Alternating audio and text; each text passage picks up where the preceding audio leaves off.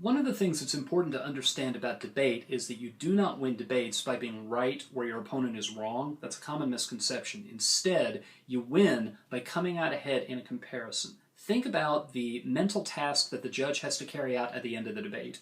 You have your explanation of events, your opponent has another explanation of events, and the judge has got to figure out between the two, the judge has got to make a choice. It's never just, I think you're absolutely right and they're wrong.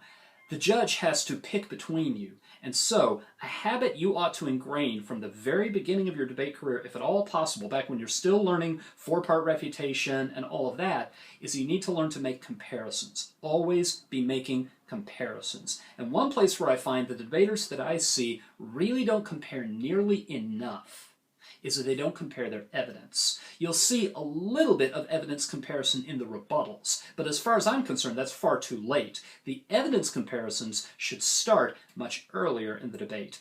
Every single time you read evidence to answer a claim where the opponent has read evidence, you should stop and make a comparison. And to walk you through that process, what I'm going to do is I'm going to describe some of the criteria by which you judge evidence as strong or weak, and then I'm going to talk a little bit about how does that play out when you start debating whose evidence is better than who else's. So, the first few criteria, I admit, they're very obvious, they're very intuitive, but we're going to get to some of the more subtle ones. Just bear with me. I have actually 9 of them, and as you have experience, you may spot in specific instances, very specific circumstances, there are more reasons than this that you could say one piece of evidence is better than another. But this is a little toolbox to get you started while you're still new to this. So the first thing about evidence that makes it stronger is if it's more specific to the claim that's being made. So you might have an affirmative where your plan is a new regulation, and you might have solvency evidence from your solvency advocate that talks very specifically about your plan. And the negative might read evidence that when regulations are cumbersome, businesses will just circumvent them, they'll find a way around them, and you can rightly say, but our evidence is specific and their evidence is generic. A second way that you can tell that evidence is strong is fairly obviously by its recency, and evidence that's out of date may not take into account events that have happened since it was published. If your evidence is more recent, that's one of the things that you ought to be pointing out. A third, that's pretty familiar, is the credentials of the source. So if your opponent is reading evidence from a newspaper article, maybe even an unsigned article, and yours is from a professor or someone who's a distinguished, someone who's worked for the military and is making claims about international relations and has a very distinguished career overseas, then that's the kind of stuff that you ought to point out, that your source knows more, is better qualified.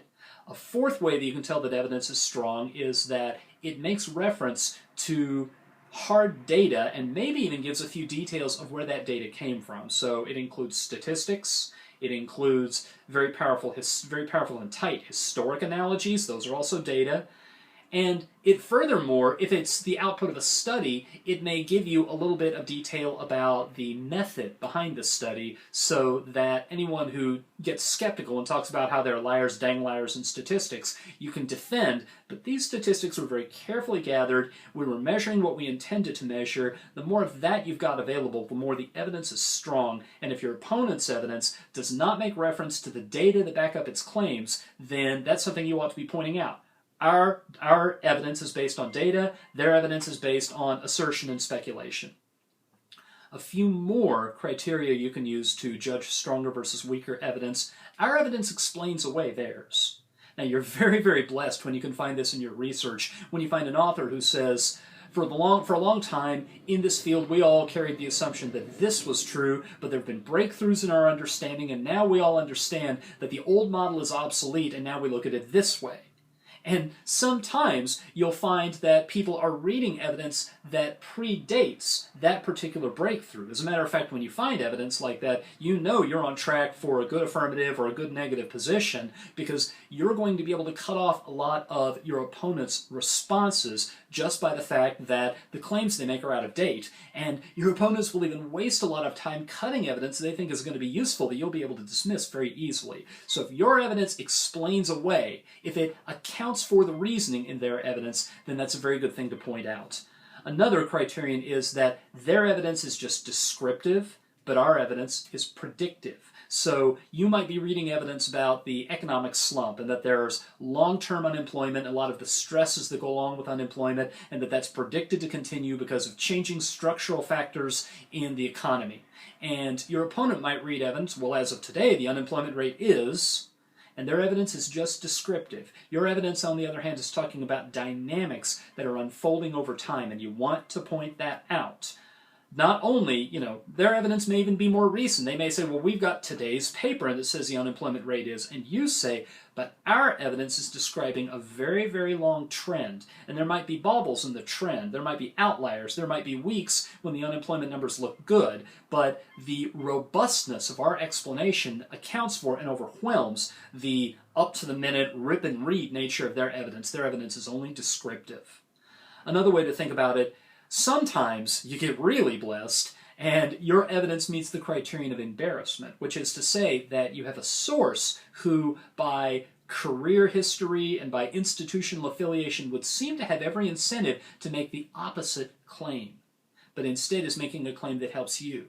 So you have a general in the military who's begging for military budget cuts. Or you have the president of a tobacco company who's saying, you know what, if you quit smoking, you're going to live longer and be a lot healthier. When you have something like that, you want to take into account, and I have actually, you may think this sounds really obvious, but I have seen debaters who had evidence like this and didn't play it up. Did not point out to me that that source, that claim, is really, really compelling, because you would think that they would say just the opposite. So, if you've got evidence that meets the criterion of embarrassment, be sure that you're pointing it out, that their sources have every incentive to say what they're saying. Our sources have an incentive to say the opposite, so you know our sources are telling the truth. They're not just people who know what side their bread is buttered on. Okay, a couple more.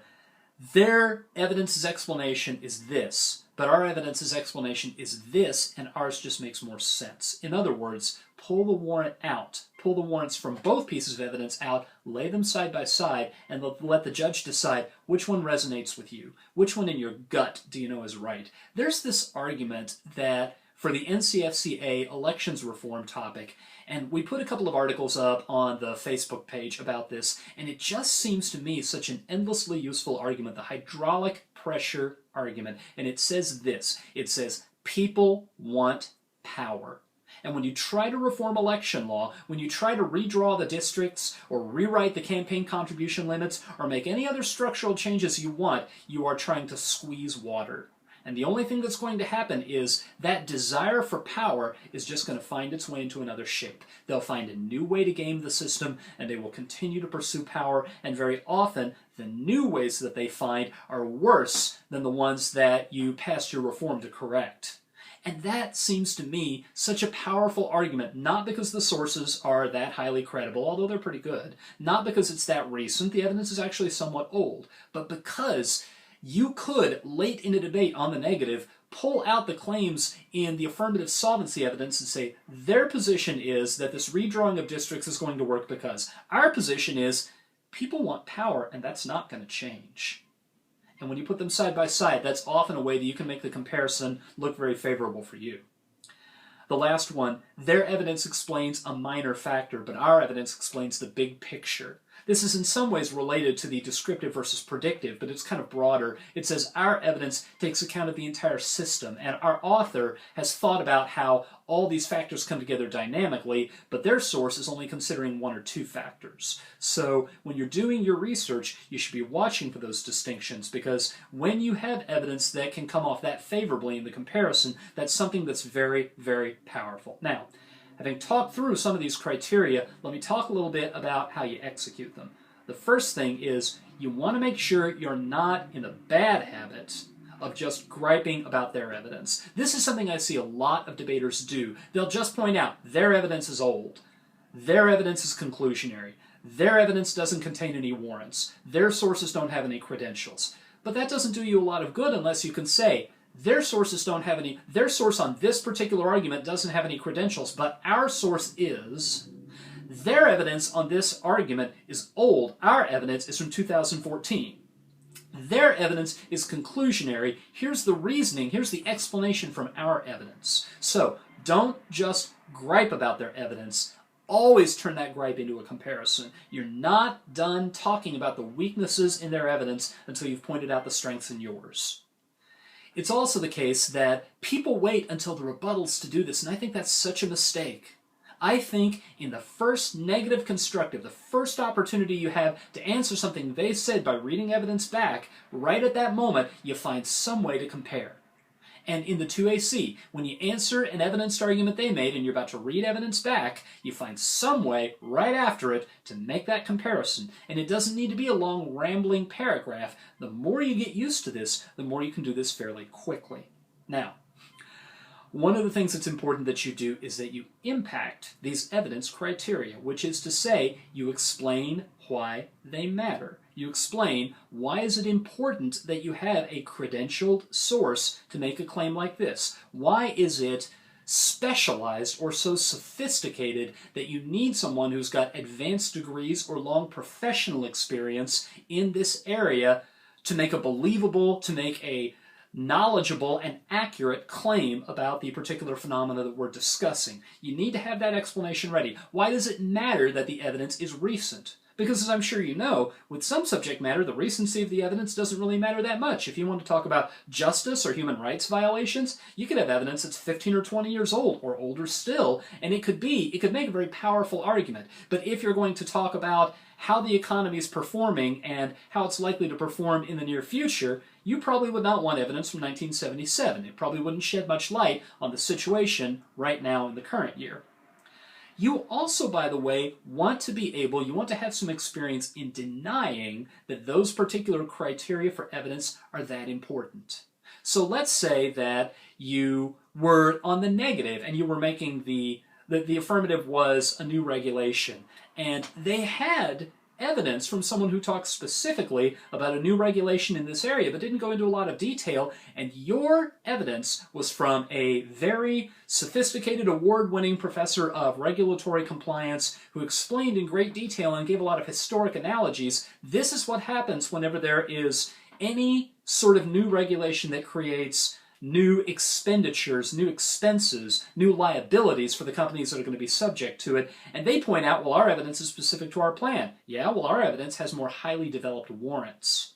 What you want to do is you need to get skillful at being able to clash on the evidence criteria. As a matter of fact, something that I've done with my debaters in the past when I was judging more evidence-intensive forms of debate is I would give them a hypothetical and then I would put down slips of paper or 3x5 cards or Post-its with two criteria side by side, and I would have them make the argument to me quickly in as few words as possible, just a couple of sentences, why the one on the left was more important than the one on the right. So, for this particular debate situation, for this hypothetical, why is recency of evidence more important than credentials? For this particular hypothetical, why is quality of the warrants more important than recency of evidence? For this particular hypothetical, why is having the big picture as opposed to the minutia, why is that more important than having a predictive analysis as opposed to a descriptive analysis? And they got to where they were used to thinking about how those stacked up against each other, especially in particular debate situations like debating politics, debating the economy, debating compliance with burdensome regulations, things like that. So, that is a habit that if you invest a little bit of your practice time, a few of your practice rounds, and a few of your practice speeches, and even constructive redos in trying to establish and deeply ingrain the habit that as you are reading evidence, evidence needs a tag. You should never read evidence that doesn't have a tag. Evidence needs a cite. Don't ever read evidence and forget to cite it. Evidence needs a comparison. Why is this evidence? What strength does it have that the evidence I'm reading it against does not have? And how can I, in a word economical sentence, how can I make it compelling to the judge that the evidence I read, it's not just a little bit of ink to be put on the flow. I've dismissed, I have eclipsed my opponent's arguments because I did part of the work that will go into the written comments on the ballot by having a comparative orientation instead of simply devoting all my attention to building up my arguments and making them as strong as I can. So it's not just about clash, it's about being in between and showing how the comparison ought to come out. If you get to where you're in the habit of doing that, that is worth a lot of debate wins over the course of your career.